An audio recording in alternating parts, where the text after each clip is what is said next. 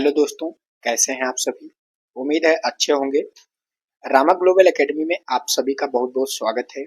आज की क्लास में दोस्तों हम लोग इतिहास के कुछ इंपॉर्टेंट क्वेश्चन हैं उनको कवर करेंगे इस क्लास में। ये सभी क्वेश्चन फ्रेंड्स बार बार जो प्रतियोगी परीक्षाएं उनमें पूछे गए प्रश्न हैं। ये सभी सेलेक्टेड और इम्पोर्टेंट क्वेश्चन इस क्लास में हमने कवर किए हैं।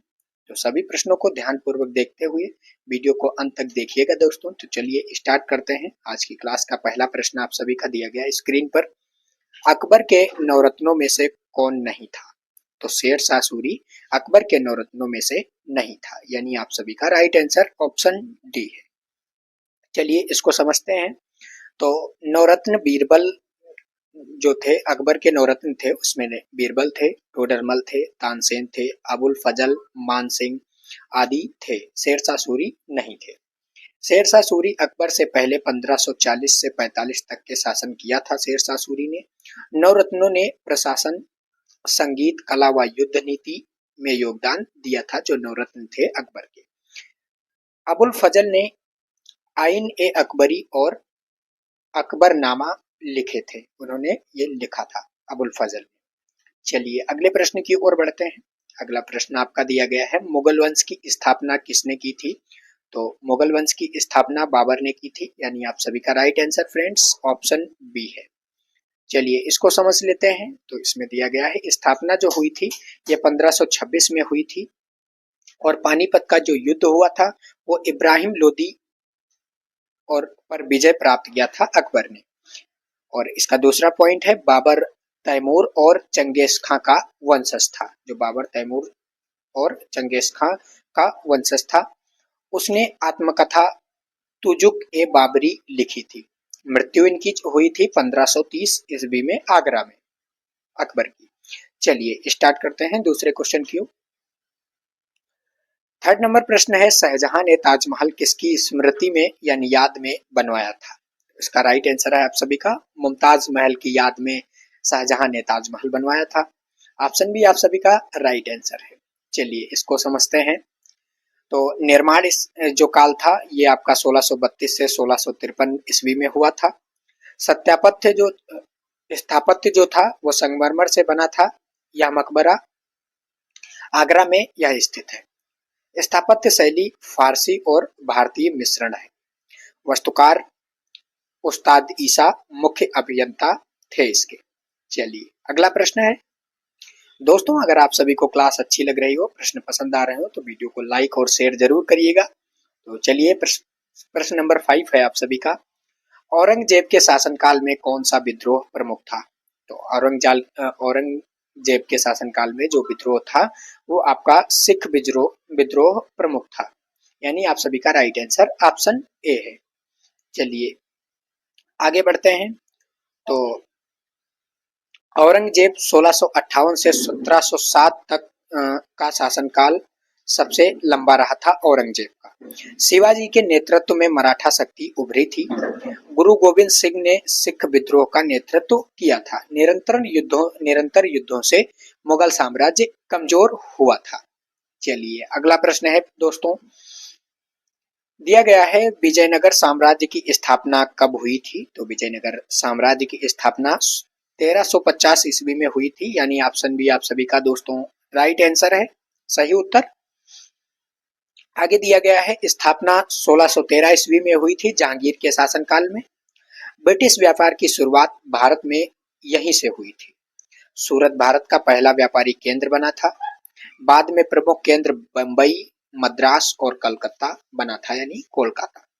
चलिए आगे बढ़ते हैं। दिया गया है आपका 7 नंबर प्रश्न है, 1857 की क्रांति का मुख्य कारण क्या था? तो इसका जो मुख्य कारण था दोस्तों ये था आपका सैनिक असंतोष, धार्मिक कारण थे, आर्थिक कारण भी थे, यानी आप सभी का राइट आंसर उपरोक्त सभी है, ऑप्शन डी करेक्ट आंसर। चलिए आगे बढ़ते हैं, इसको डिटेल में समझते हैं। तो तात्कालिक जो कारण था वो एनफील्ड रॉयल राइफल जो थी उसमें कारतूस का विवाद था, और प्रमुख नेता जो थे वो मंगल पांडे, झांसी की रानी और नाना साहेब इसके प्रमुख नेता थे। दिल्ली में बहादुर शाह जफर को सम्राट घोषित किया गया था। इसे भारत का प्रथम स्वतंत्रता संग्राम कहा जाता है। चलिए आगे बढ़ते हैं दोस्तों। अगला प्रश्न आप सभी का दिया गया है, 8 नंबर प्रश्न है। 1857 की क्रांति का नेतृत्व दिल्ली में किसने किया था? तो इसका नेतृत्व जो किया था वो बहादुर शाह जफर ने किया था। 1857 की क्रांति का नेतृत्व, यानी आप सभी का राइट आंसर ऑप्शन सी है दोस्तों। चलिए अगला प्रश्न, इसको डिटेल में समझते हैं। फिर अगला प्रश्न है, बहादुर शाह जफर मुगल वंश का अंतिम सम्राट था। उसे क्रांतिकारियों ने राष्ट्रीय नेता घोषित किया था।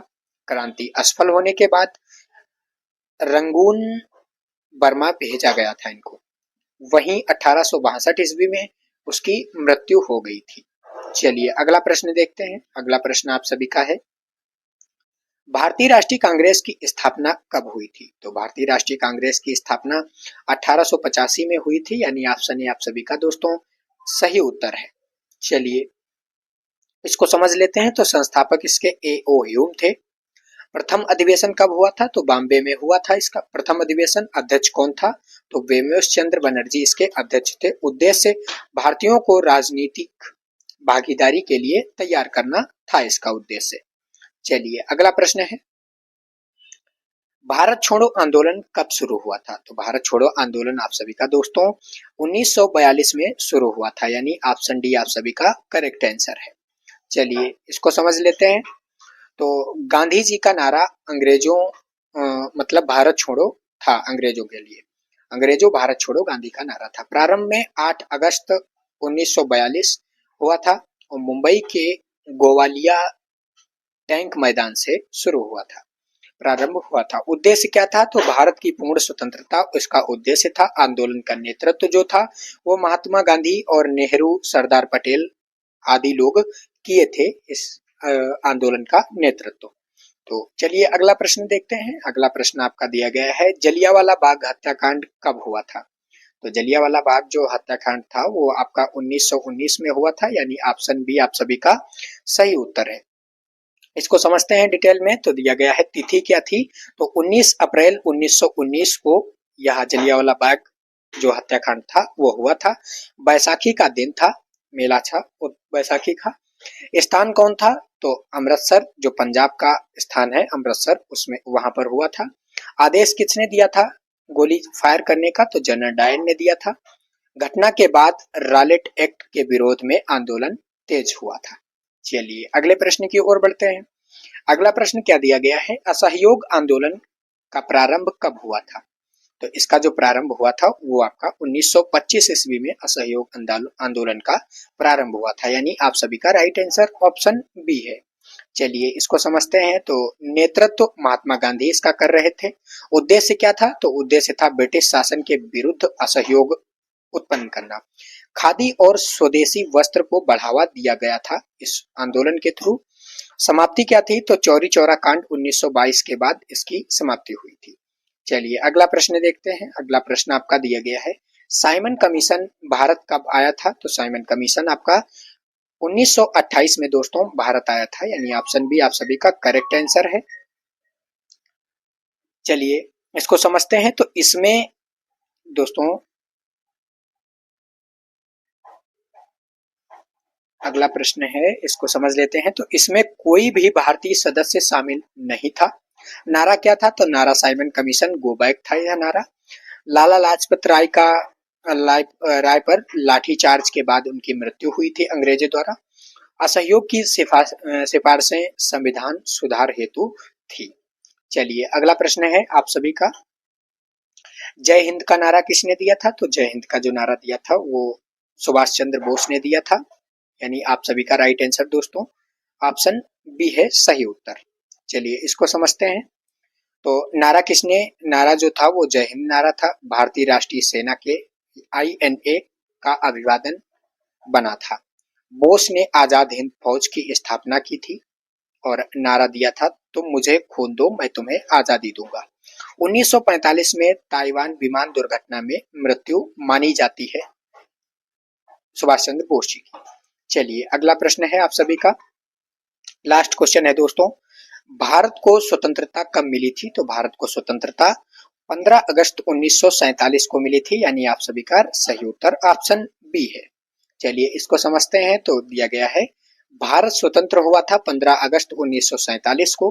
भारत का विभाजन हुआ जो हुआ था भारत व पाकिस्तान में, और लॉर्ड माउंटबेटन अंतिम वायसराय बने थे भारत के, और जवाहरलाल नेहरू जो थे वो भारत के प्रथम प्रधानमंत्री बने थे, और जो राष्ट्रपति बने थे प्रथम वो आपके डॉक्टर राजेंद्र प्रसाद बने थे। तो दोस्तों, इस क्लास में हमने टॉप 15 क्वेश्चन कवर किए हैं। ये सभी क्वेश्चन हमें उम्मीद है आप सभी को अच्छे से समझ में आ गए होंगे। इसमें से कितने क्वेश्चन आपको पहले से पता थे या आपने करेक्ट किए हैं तो कमेंट बॉक्स में जरूर बताइएगा। और क्लास कैसी लगी, अगर अच्छी लगी हो तो वीडियो को लाइक करिएगा और अपने सभी साथियों तक शेयर जरूर कर दीजिएगा। चैनल पर नए हो तो चैनल को सब्सक्राइब कर लीजिए ताकि हमारी आने वाली वीडियो आप तक पहुंचती रहे दोस्तों। तो मिलते हैं अगली वीडियो में, आज के लिए इतना ही, धन्यवाद।